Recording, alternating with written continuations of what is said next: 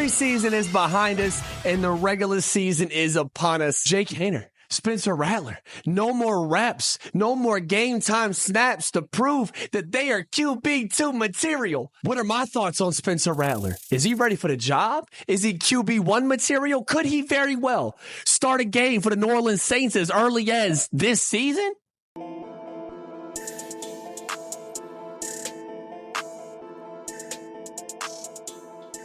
I think it is fair to say, though, that whoever is back there at quarterback for the Saints, they are in a tough situation behind that offensive line. Trevor Penning, though he's shown improvement here and there throughout the preseason, as I have been arguing with so many of you beautiful people in the comments on YouTube, Facebook, everywhere. But here's the thing. He is not a starting offensive tackle in this league. Well, no shit. He's not there yet. And that's a concern. Depth alone is a concern at offensive line for the New Orleans Saints. So whether you're talking about Jake Haener, Spencer Rattler, or DC4, they're going to have to be real quick on the trigger if they want any type of offense to flow, or they're going to have to pray that this offensive line can find somebody in this locker room to step up on that right side. I get it. Like, not a lot of teams in this league have a good offensive line. There's probably like 4 or 5 teams who might have a good offensive line. But still, you either need a good O-line or you need a playmaking quarterback. And I love Derek Carr like Jesus does, but let's be honest. Has he ever been a kind of guy that's going to be making plays on his feet whenever the pocket collapses? No, not really. No. And what is he like at 33 years old? As soon as he leaves the pocket, I think we can all agree that the play is pretty much over. So if you're looking at all 3 quarterbacks, Derek Carr included, and throughout this preseason, and I know we haven't seen, the Clint Kubiak offense and all that, but right now, based off the products that we've seen from all 3 quarterbacks, Spencer Rattler, I think, looked most athletic. It looked the most comfortable on the run. And whenever he evaded the pocket, I didn't feel like the play was already a wash. To be honest with you, his ability to step up in the pocket and be mobile, athletic, and look not scared to run with the football, that was something I saw consistently throughout every single week of the preseason. I thought he did phenomenal with. Against the Titans this past weekend against the Tennessee Titans in the Superdome, his last chance to play in front of a live crowd, his last chance at game time snaps. He looked pretty flawless in terms of accuracy and, most importantly, his ability to go through progressions. There was one play, I had to go back and look at it. He takes the snap and he could go to the flat route. I think it's A.T. Perry that's running the flat, and he doesn't. He pulls the ball back, definitely could easily be an interception, and he throws an absolute dart down the middle. And I thought that was good progress. I think that might have been something he could have gifted. He could have guessed that. He could have whiffed that maybe in week 1. There's a few that he sailed. He threw no interceptions, took care of the football. Him and Jake Haener both did. Both of them took care of the football. But I do think in week 1, there were a couple that got away from him in terms of just being inaccurate. So here he goes through his progression. It's not there. He immediately knows where to go, and he finds the open guy in the middle of the field. His arm strength does concern me. He had a big bomb to A.T. Perry, and I loved it. Accurate. It was where it needed to be almost. It was a little bit short. I think if he throws the bomb, and I hate to nitpick, but hey, that's a big time play. And if you're playing against starters, a top 3 secondary back there, and you're a starting quarterback, you got to be able to make that throw. And it was a little bit short. A.T. Perry got it. He caught the football. I understand, but it was an underthrow.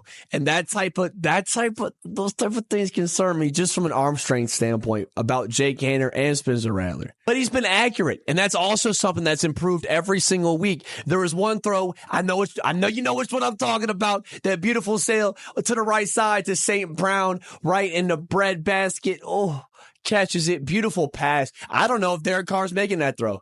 I got to be honest with you guys. I don't know if Derek Carr's making that throw. That was beautiful. He takes the snap. There's a little bit of pressure. He steps up where it needs it to. And just like it was scripted, I imagine, just like how Clint Kubiak drew that up. I right there want him to QB2 spot. That throw won him to QB2 spot, hands down. But that brings us to the next question. Is Spencer Rattler ready to take over right now for QB1? Do I think he is ready to lead this offense out the gate against Carolina? Should he be named QB1? No, absolutely not. I think a lot of us are getting too quick on the trigger. I think a lot of us are getting kind of throwing shade at Derek Carr's way. It's a little bit unfair, and that's a lot. That's coming from me. That's coming from me. We got to be patient. We haven't seen offense. We haven't seen a real offensive scheme from Clint Kubiak, right? We have to give it time. We got to let it play out. And there's a few plays that show me that maybe Spencer Rattler isn't quite ready.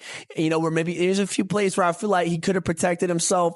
There's a few, that one fumble against the 49ers in the second preseason game where I'm like, oh, I know. And he just rookie mistakes. And it's okay. He's a 5th round rookie who's got so much upside, and he balled out, arguably flawlessly, in the preseason finale, against the Tennessee Titans in the Dome. But if you look at the New Orleans Saints as an organization, veteran mentorship, veteran leadership is very important to the team. It's very important to the front office, to the staff. You got to have Derek Carr out there week 1. He's going to have to lose the job in order for Spencer Rattler to take over. But I don't think he's ready yet. We have to relax. I think you let Spencer Rattler develop. He's used to working behind a subpar offensive line. He had that in South Carolina. He's been thrown around a lot of different organizations, in college, and he's been under the lights and under a lot of pressure for a while. So if you give him a year, let him take the lights off. No one's going to look at him. Don't throw him out to the wolves. Don't throw him out to the deep end. Let Spencer Rattler sit behind Derek Carr. Let him learn this offense. Let him work with Clint Kubiak. Clint's going to be here for a while. Let him and Spencer Rattler develop that chemistry. Let him work with A.T. Perry. I love the chemistry that I saw with St. Brown. Hopefully St. Brown's going to stick. I know that St. Brown's going to stick around. I know that we waived him and then we were able to bring him back to the practice squad. So there's a lot of pieces on that offense to where it's, maybe, but not right now. I don't think that's the right call. I think Rattler, I'm very happy to have him on the team. I called for the Saints to draft him. I was pumped up. I predicted it. They did it. And I'm still rolling with Spencer Rattler, baby. And I think he could be the future of this New Orleans Saints franchise. But we got to slow a roll. We got to let him settle in. He looked great. His accuracy improved every single week. He's got to work on the arm strength, but his mobility and athleticism and his confidence to make a play, that's undeniable. For right now, Derek Carr, we roll with you, baby. Bring us to the promised land. Don't make me a liar. Let's get her done. Don't forget to hit that like button if you enjoyed the content. And I got you guys covered all season long. Every day on Facebook, we got the content for y'all. www.thegameandgrunt.me got y'all with all the socials. And you can catch me on TikTok live every single weekday morning, 7:30 a.m. Central Time. We talking football, and we starting our mornings right. But for now, stay safe, be kind to one another, and as always, who that? We that. Believe that.